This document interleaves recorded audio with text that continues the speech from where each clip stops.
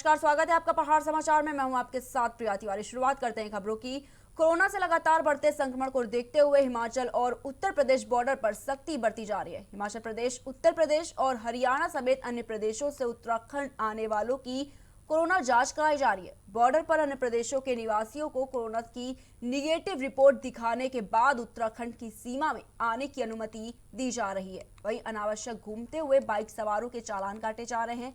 Check post पर तैनात अधिकारियों का ये कहना है कि मालवाहक वाहनों को छोड़कर अन्य यात्रियों को बिना जांच के प्रदेश में प्रवेश नहीं दिया जा रहा है। कोविड-19 का उल्लंघन करने वालों के चालान भी काटे जा रहे हैं। तो खबर ये आपको विकास नगर से बता रहे, जिस तरह से लगातार कोविड के मामले बढ़ते जा रहे हैं उसको देखते हुए पुलिस प्रशासन पूरी तरह से सख्त दिखाई दे रहा है। आपको बता दें कि जो लोग बिना मास्क के सड़कों पर घूमते नजर आ रहे हैं, पुलिस उनका चालान भी काट रही है और साथ में ये समझा भी रही है कि बिना जरूरत के घरों से बाहर ना निकले। अगर आपको देखते हुए उत्तराखंड की सीमाओं पर कड़ी चौकसी बढ़ती जा रही है। मैं मौजूद हूं उत्तराखंड और उत्तर प्रदेश के तरारी चेक पोस्ट पे। आइए जानते हैं जो यहां पे चेक पोस्ट पे जो हमारे पुलिस के जवान हैं उनसे जानने की कोशिश करता हूं किस प्रकार की चेकिंग कर रहे हो। किस प्रकार की चेकिंग कर रहे हैं सर आप?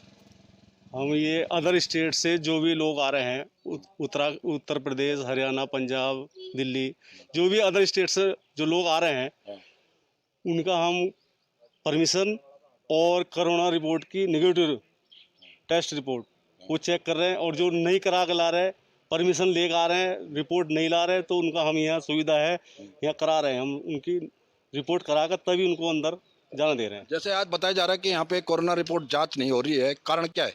वो अभी ख़त्म हो गई थी रिपोर्ट, उन्होंने कल भेजा था, उन्होंने नहीं पहुँचा पाए, वो लेने के लिए गए। अभी 1 घंटा पहले ख़त्म हुई है और उनमें से एक की तबीयत भी ख़राब होगी तो वो डॉक्टर के पास गया है, वो लेने गए हैं, आने वाले होंगे, वो चालू हो जाएगा। सचमुच उत्तराखंड में प्रवेश करने के लिए कोरोना नेगेटिव रिपोर्ट दिखानी होगी। अब देखना है कि कोरोना पे कितनी लगाम लगाता है हमारा उत्तराखंड का शासन, प्रशासन, सरकार। ये आने वाला समय बताएगा। खबर चमोली से है, जहां प्रधान संघ की बैठक में ग्राम प्रधानों ने कोविड महामारी में उनकी मांग न माने जाने पर कोविड कार्यों के बहिष्कार की चेतावनी दी है। ग्राम प्रधानों ने उन्हें कोविड वॉरियर्स घोषित करने, उनका मानदेय बढ़ाने समेत कई मांगों को लेकर मुख्यमंत्री को ज्ञापन भेजा।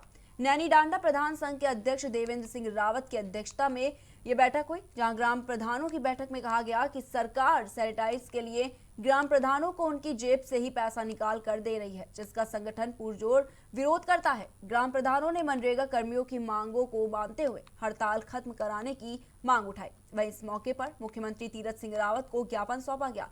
ज्ञापन में 12 सूत्री मांगों के निराकरण की मांग की गई। तो खबर ये आपको चमोली से बता रहे, जहां पर कोविड कार्यों के बहिष्कार की चेतावनी दी गई है। आपको बता दें कि एक बैठक की गई जिसमें ग्राम प्रधानों में ने की एक बात कही कि सरकार सैनिटाइज के लिए ग्राम प्रधानों को उनकी जेब से ही पैसा निकाल कर दे रही है, जिसका संगठन पूरी तरीके से विरोध करता है। वहीं ग्राम प्रधानों ने मनरेगा कर्मियों की मांगों को मानते हुए हड़ताल खत्म कराने की मांग भी उठाई है। वहीं इस मौके पर मुख्यमंत्री तीरथ सिंह रावत को ज्ञापन सौंपा गया और ज्ञापन में 12 सूत्री मांगों के निराकरण की मांग की गई। तो आज हम लोगों ने प्रधान संगठन नारायणनगर ने माननीय खंड विकास अधिकारी के द्वारा उत्तराखंड शासन मुख्यमंत्री को लेटर प्रेषित किया है। तो उसमें हमारे मुख्य बिंदु ये रहे हैं कि जिस प्रकार से हमने पिछले वर्ष कोरोना की जो पहली लहर आई थी उसमें अपने गाँव में प्रवासियों की अवभगत की थी, क्वारंटीन सेंटरों में लगातार रहे, मतलब अपनी जान के साथ खिलवाड़ किया था और सभी काम किए जो शासन और प्रशासन के द्वारा हमें दिशा निर्देश मिले थे उन पर गौर किया था और काम किया था तन मन धन से। आप लोगों ने जो ये ज्ञापन दिया है, मैं इसको माननीय जिलाधिकारी महोदय के माध्यम से माननीय मुख्यमंत्री कार्यालय भिजवाऊंगा। और जैसे कि इतना कोरोना महामारी में आप लोग पिछले विगत वर्षों में भी इस बार आपके द्वारा कार्य बहिष्कार किया गया, तो कोरोना वॉरियर्स और टीकाकरण इत्यादि ये सब आप लोगों को भी सुविधा दी। रुक करते अगली खबर की ओर। चमोली जिले में कोरोना संक्रमितों की संख्या लगातार बढ़ती जा रही है। स्वास्थ्य विभाग ने सभी संक्रमितों का इलाज शुरू कर दिया है। जिले में अब तक 4,339 लोग कोरोना संक्रमित हुए हैं। हालांकि इसमें से 3,626 लोग ठीक हो चुके हैं और 691 अभी एक्टिव केस हैं। तो वहीं दूसरी ओर तहसील कर्णप्रयाग में रेलवे कंस्ट्रक्शन कंपनी डीबीएल के 40 कार्मिकों की रिपोर्ट पॉजिटिव मिलने पर यहां के जिलाधिकारी ने कंपनी के परिसर को कंटेनमेंट जोन बना दिया है। जिलाधिकारी के निर्देश अनुसार यहां पर पूरी तरह लॉकडाउन रहेगा। वहीं जिले में यह तीसरा क्षेत्र है जहां पर एक साथ कोविड के अधिक मामले मिलने पर कंटेनमेंट जोन बनाया गया है।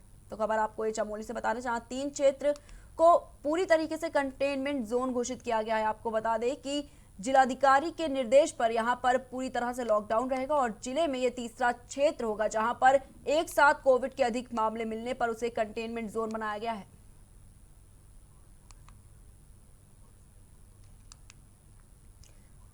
वहीं लगातार कोरोना के मरीजों में लगातार इजाफा देखने को मिल रहा है। तो खबर आपको चमोली से बता रहे हैं, आपको बता दें कि यहां पर लगातार कोविड के मामले बढ़ते जा रहे हैं। इसमें से 3626 लोग ठीक हो चुके हैं, तो वहीं 691 अभी एक्टिव केस हैं। साथ ही आपको बता दें कि तहसील कर्णप्रयाग में रेलवे कंस्ट्रक्शन कंपनी डीबीएल के 40 कर्मी की रिपोर्ट पॉजिटिव आई है, जिसके बाद जिलाधिकारी ने कंपनी के परिसर को कंटेनमेंट जोन बना दिया है। वहीं जिलाधिकारी के निर्देश पर यहां पर पूरी तरह से लॉकडाउन रहेगा और जिले में यह तीसरा क्षेत्र है जहां पर एक साथ कोविड के अधिक मामले मिलने पर इसे कंटेनमेंट जोन बना दिया गया है।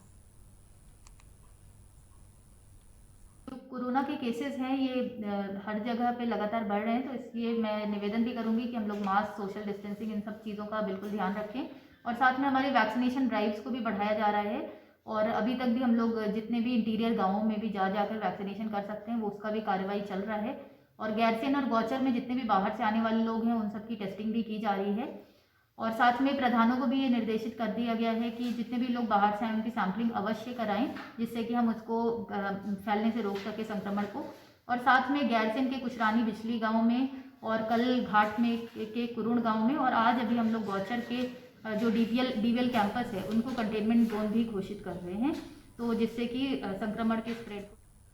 कलियर में समाजवादी पार्टी के कार्यकर्ताओं ने कलियर में स्थित दरगाह साबिर पार्क में चादर और फूल चढ़ाकर कोरोना वायरस जैसी खतरनाक बीमारी खत्म होने और साथ ही अखिलेश यादव के जल्द स्वस्थ होने की दुआ मांगी। इस दौरान समाजवादी पार्टी के पूर्व जिला अध्यक्ष मौसम अली ने कहा कि इस दुख की घड़ी में हिंदू मुस्लिम भुलाकर हम लोगों को एक दूसरे का साथ देना चाहिए और हमें कोरोना वायरस जैसी बीमारी से बचने के लिए मास्क और सैनिटाइज का इस्तेमाल करना चाहिए। तो खबर ये आपको कलियर से बता रहे, जहां पर सपा नेता ने दरगाह में चादर और फूल चढ़ाया। आपको बता दें कि उन्होंने फूल चढ़ाकर कोरोना वायरस जैसी खतरनाक बीमारी खत्म होने और साथ ही अखिलेश यादव के जल्द स्वस्थ होने की दुआ मांगी है। वहीं इस दौरान समाजवादी पार्टी के पूर्व जिला अध्यक्ष मौसम अली ने कहा कि इस दुख की घड़ी में हिंदू मुस्लिम बुलाकर हम लोगों को एक दूसरे का साथ देना चाहिए और हमें कोरोना वायरस जैसी बीमारी से बचने के लिए मास्क और सैनिटाइजर का इस्तेमाल करना चाहिए।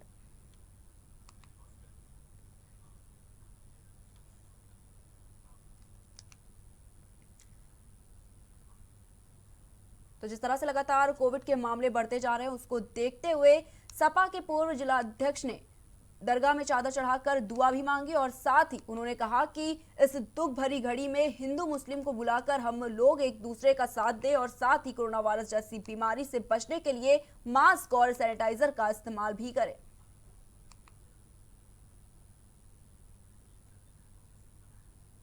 नरेंद्रनगर विकासखंड में लगातार चोरी की घटनाएं सामने आती रहती हैं। बता दें कि 27 अप्रैल को ग्राम नौर के मानेंद्र सिंह रावत की मोटरसाइकिल चोरी हो गई थी, जिसके बाद उन्होंने पुलिस को तहरीर दी। उनकी मोटरसाइकिल गांव के ही वाहन अड्डे से चोरी हो गई थी। वहीं पुलिस ने चोरी के मामले में 4 शातिर चोरों को गिरफ्तार कर लिया है।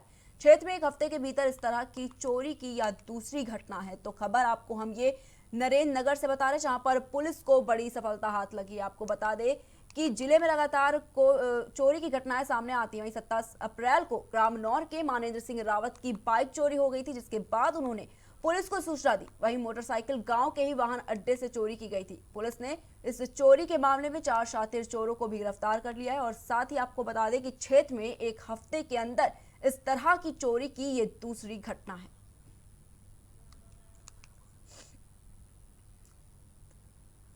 तो पुलिस ने इस मामले में 4 लोगों को भी गिरफ्तार किया है। आपको बता दें कि लगातार इस तरह की घटनाएं क्षेत्र में सामने आती रहती हैं। वह इस तरह का ये दूसरा ऐसा मामला है जहां पर चोरी की घटना की गई है। आपको बता दें कि पुलिस ने इस मामले में बड़ी सफलता हाथ करी है, जहां पर पुलिस ने 4 अभियुक्तों को गिरफ्तार भी किया है।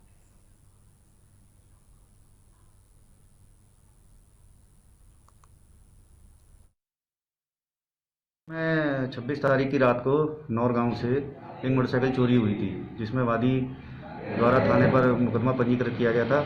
इस मुकदमे की और से संबंध में मोटरसाइकिल की तलाश व मुलजिमों की तलाश में हम लोगों ने एक टीम गठित की थी। तो मुखबिर की सूचना के आधार पर हमने 2 लड़कों को न्यू आगरा खाल मार्केट के सल्डोगी तिराहे के पास बने मार्केट से गिरफ्तार किया और उनसे मोटरसाइकिल बरामद की। ये दोनों लड़के, एक लड़का इसमें आदित्य सिंह रावत, श्री जोत सिंह रावत है, सन ऑफ, उम्र 19 वर्ष है, और दूसरा अभिषेक कंडारी, सन ऑफ श्री बलबीर सिंह कंडारी है। दोनों ही लड़के यहाँ लोकल के रहने वाले हैं।